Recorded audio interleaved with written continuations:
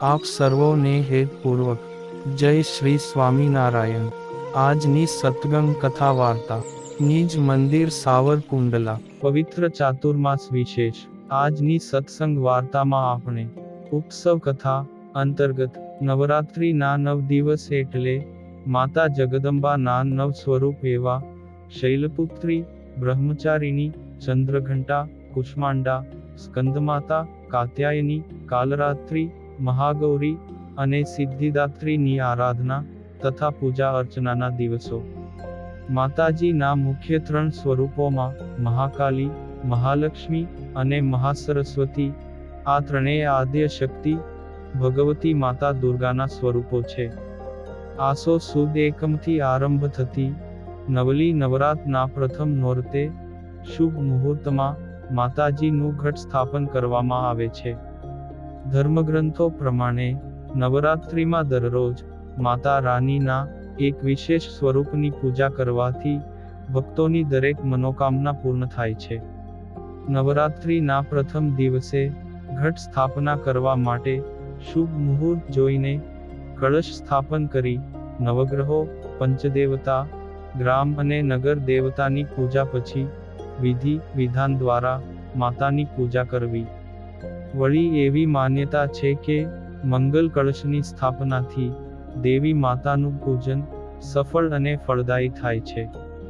હવે કળશની સ્થાપના માટે બાજોઠ ઉપર લાલ કલરનું કપડું પાથરી તેની ઉપર માતાજીની મૂર્તિ તથા કળશ મૂકીને પછી માટીના માતાજીના ગરબા નીચે મગ પાથરવા ને આ સ્થાપન પૂર્વ દિશા બાજુ રાખવું।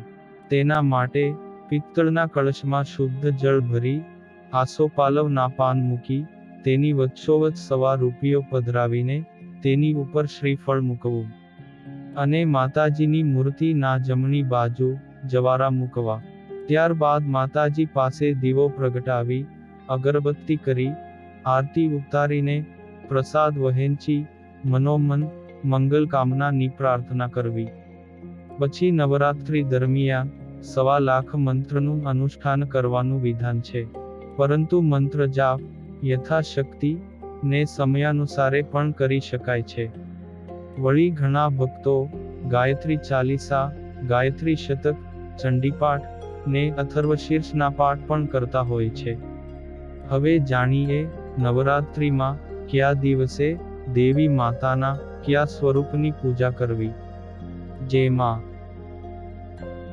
નવરાત્રિ દરમિયાન માતા રાની આદ્ય શક્તિના 5મા સ્વરૂપ એવા દેવી સ્કંદ માતાજીની પૂજા અર્ચના કરવાની પરંપરા છે।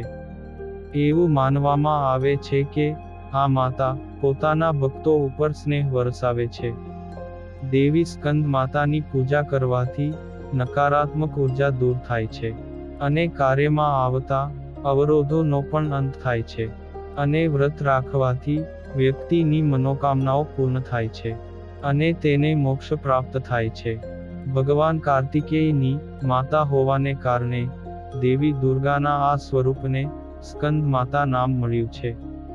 હવે દેવી સ્કંદ માતાની પૂજા, નૈવેદ્ય, મંત્ર અને આરતીની પદ્ધતિ જાણીએ તો સ્કંદ માતાના ખોળામાં કાર્તિકેય બિરાજમાન છે ને માતા કમળના આસન પર બિરાજમાન છે, જેના કારણે દેવી સ્કંદ માતાને પદ્માસના દેવી તરીકે પણ ઓળખવામાં આવે છે।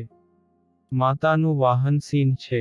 માતા ભગવતીના 5મા સ્વરૂપની પૂજા કરવાથી સંતાન સંબંધિત બધી જ સમસ્યાઓમાંથી મુક્તિ મળે છે।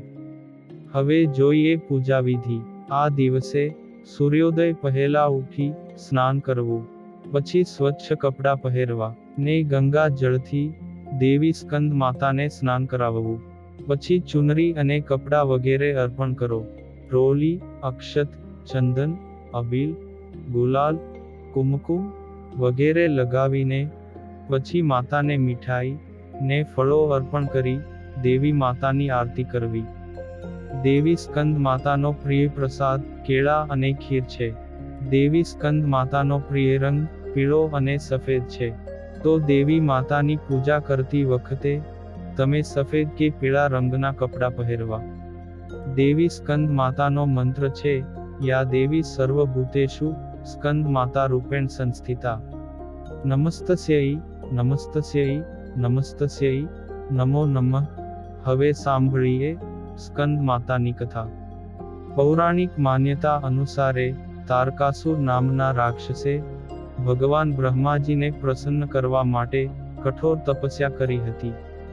તેમની કઠોર તપસ્યાથી પ્રસન્ન થઈને બ્રહ્માજીએ તેમને દર્શન આપ્યા. ત્યારે તારકાસુરે બ્રહ્માજી પાસેથી અમરત્વનું વરદાન માંગ્યું. એટલે બ્રહ્માજીએ તારકાસુરને સમજાવ્યું કે જેણે જન્મ લીધો તેને મરવું તો પડશે. ત્યારે તારકાસુરે શિવજીના પુત્રના હાથે મૃત્યુનું વરદાન માંગ્યું. કારણ કે તેને લાગતું હતું કે શિવજી ક્યારેય પરણશે નહીં અને લગ્ન ન કરવાથી પુત્ર થશે નહીં. આ રીતે તે મરશે પણ નહીં. અને વરદાન મળતા જ તારકાસુરે લોકોને ત્રાસ આપવાનું શરૂ કર્યું. અને લોકોએ શિવ પાસે જઈને તારકાસુરથી મુક્તિ મેળવવા માટે પ્રાર્થના કરી. ત્યારબાદ શિવજીના માતા પાર્વતી સાથે લગ્ન થયા અને કાર્તિકેયનો જન્મ થયો. પછી જ્યારે કાર્તિકેય મોટા થયા ત્યારે તેમણે રાક્ષસ તારકાસુરનો વધ કર્યો. ભગવાન સ્કંદ એટલે કે કાર્તિકેય ને તેમની માતા હોવાને કારણે તેમને સ્કંદમાતા કહેવામાં આવે છે. સ્કંદ પુરાણ ને દેવી ભાગવતમાં કુમાર અને શક્તિના નામે સ્કંદ માતાના મહિમાનું વર્ણન છે. જે લોકોએ સંતાન પ્રાપ્તિ માટે દેવી સ્કંદ માતાની પૂજા કરવી હોય તેમણે નવરાત્રિની પાંચમા નોરતે માતાના ખોળામાં સિંદૂર, લાલ બંગડી, લાલ બિંદી અને લાલ ફૂલ અર્પણ કરવા જોઈએ. એક લાલ વસ્ત્રમાં લાલ ચોખા ભરીને માતાના ખોળામાં અર્પણ કરવા. આ રીતે પૂજન વિધિ કરવાથી માતા પ્રસન્ન થાય છે અને સંતાનનું સુખ પણ આપે છે. કુમાર કાર્તિકેયની રક્ષા માટે જ્યારે માતા પાર્વતીએ ક્રોધમાં આવી આદિશક્તિના રૂપમાં પ્રગટ થયા ત્યારે ઇન્દ્ર ભયથી ધ્રુજવા લાગ્યા.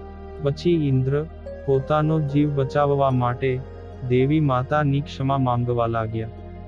વળી કુમાર કાર્તિકેયનું એક નામ સ્કંદ હોવાથી માતાને પ્રસન્ન કરવા માટે ઇન્દ્રે દેવતાઓની સાથે સ્કંદ માતાના નામથી દેવી માતાની સ્તુતિ કરવા લાગ્યા અને આ સ્વરૂપમાં જ તેમની પૂજા કરી. આ સમયથી દેવી માતા તેના પાંચમા સ્વરૂપમાં સ્કંદ માતા તરીકે ઓળખાવા લાગી અને નવરાત્રિના પાંચમા દિવસે તેમની પૂજાનો નિયમ નક્કી કરવામાં આવ્યો.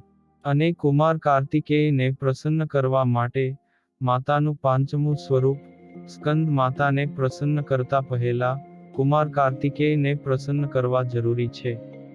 કારણ કે જ્યાં સુધી બાળક પ્રસન્ન ન હોય ત્યાં સુધી માતા કેવી રીતે ખુશ રહી શકે. એટલે પંચમી તિથિએ 5 વર્ષની 5 કુંવારિકા અને કુમારને ખીર અને મીઠાઈ ખવડાવવી તથા બાળકીઓને શૃંગારના પ્રસાદનો આપવા ને કુમારોને યથાશક્તિ ભેટ દક્ષિણા આપીને રાજી કરવા.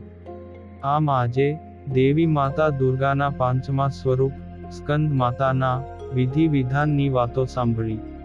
અને હવે પછીની કથા વાર્તા આપણે આગળના ભાગમાં સાંભળશું. અત્યારે આપ સર્વોને ભાવથી જય શ્રી સ્વામિનારાયણ.